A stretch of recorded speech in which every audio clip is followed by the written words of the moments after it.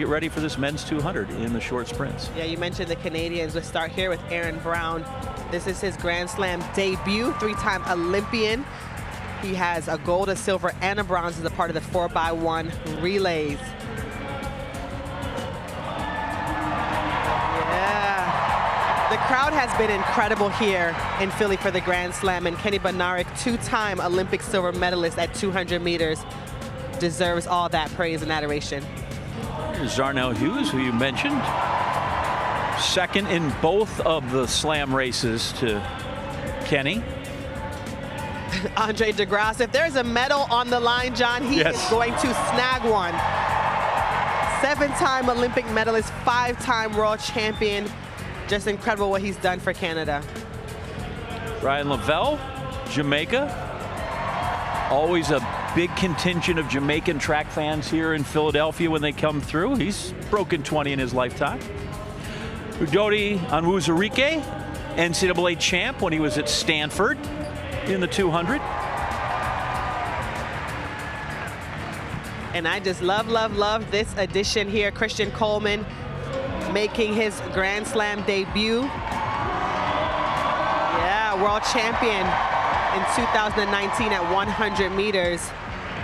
The 100 is better event, but he's definitely had some chops here in the 200 as well. Yep, and again, to see how things go as he's made a coaching change at age 29 and in lane 1. Tight turn, Christian Miller. Only guy that doesn't have a PR under 20 in this field, but the kid's 19, so let's give him some slack. Let's give him some time to build on that. What a great opportunity for him to be on this track with these athletes. I mean,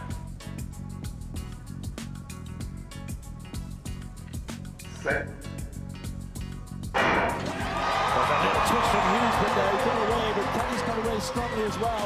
And in fact, Kenny Bednarek has taken a meter out of Zharnel Hughes right at the top bend. Aaron Brown has had to watch him glide past him. Look at Coleman in lane 2. He has come to the races here.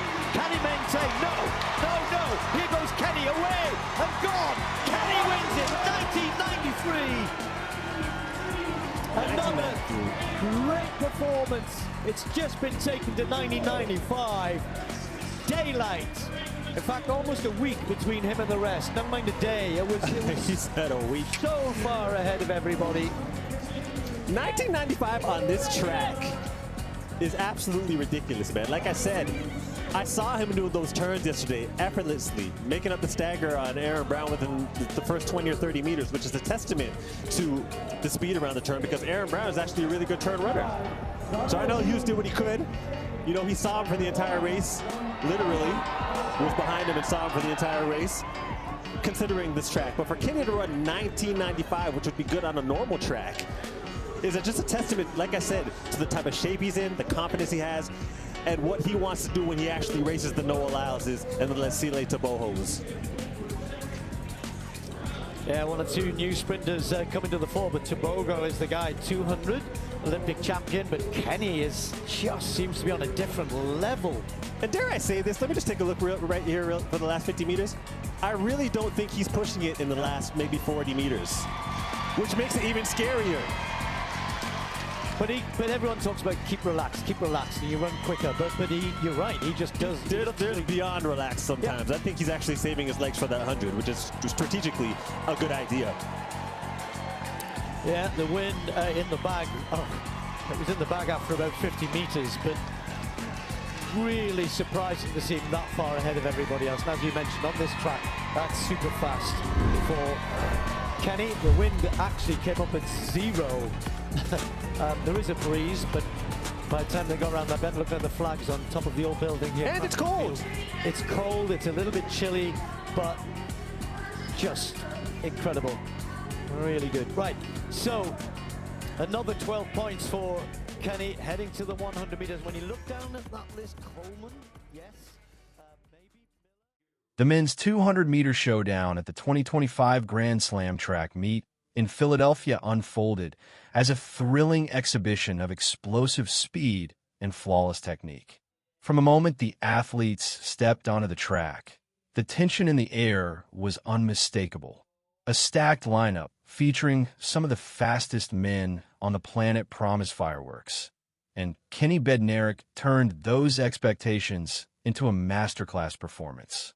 Lining up beside him were a host of world-class names.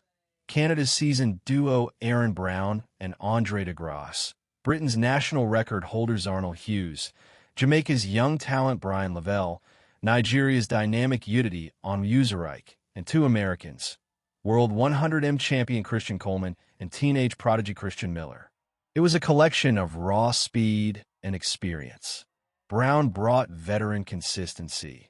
Hughes, sharp as ever, had already pushed Bednarek earlier in the year, while Coleman was stepping into the 200M spotlight after refining his technique with a new coach. When a starter's gun cracked, adrenaline took over. Miller launched out of the blocks like a bullet, but Bednarek immediately shifted into another gear. His explosive drive around the bend was poetry in motion, eating up ground on Brown and Hughes in a matter of seconds. The crowd roared as he glided through the curve with effortless balance, proving once again why his turn running is among the finest in modern sprinting. As they came into the straightaway, Bednarek was already clear of his rivals. Coleman fought to close the gap, but Bednarek's composure and rhythm never wavered. His stride lengthened, his form stayed relaxed, and he surged across the line in a sensational 19.95 seconds, a blistering time given the cool night air and the tight curves of Franklin Field. Behind him, Hughes clocked 20.50 for silver, just ahead of Brown's 20.55. De Grasse followed in 20.58, with Levell a solid fifth at 20.63. Coleman, easing up near the finish, shared the same time as the Jamaican. The reaction was immediate and electric. Commentators could hardly believe the split times, calling Bednarek's 19.95 borderline absurd.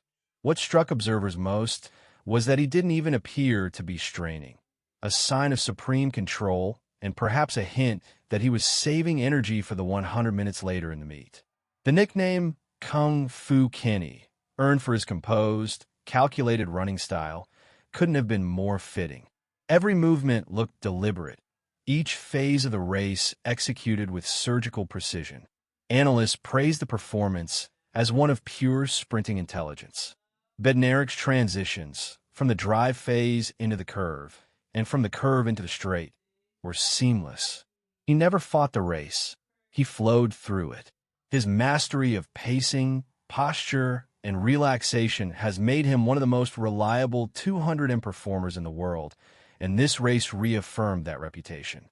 Even in an era dominated by names like Lyles, Tebogo, and de Grasse, Bednarek stands out for his consistency and command. The 200M demands more than just top speed. It's a test of rhythm, endurance, and strategy. Athletes must balance aggression with control, exploding out of the blocks and maintaining velocity without tightening up in the final meters. Bednarek's run was the perfect demonstration of that delicate balance, showing why he remains a benchmark for American sprinting excellence. As he crossed the line, the Philadelphia crowd erupted, aware they had just witnessed something special. The applause wasn't only for a victory, but for the artistry of execution, a performance that fused athletic power with technical brilliance. Bednarek's win earned him another 12 Grand Slam points, tightening his grip on the 200M standings and building anticipation for his upcoming 100M duel. In Philadelphia, Kenny Bednarek didn't just win. He asserted control over the event. His 19.95 wasn't merely a fast time. It was a declaration of intent. Smooth, efficient, and utterly dominant, Kung Fu Kenny reminded the world that he's more than a contender. He's the man setting the standard, and everyone else is still chasing his shadow.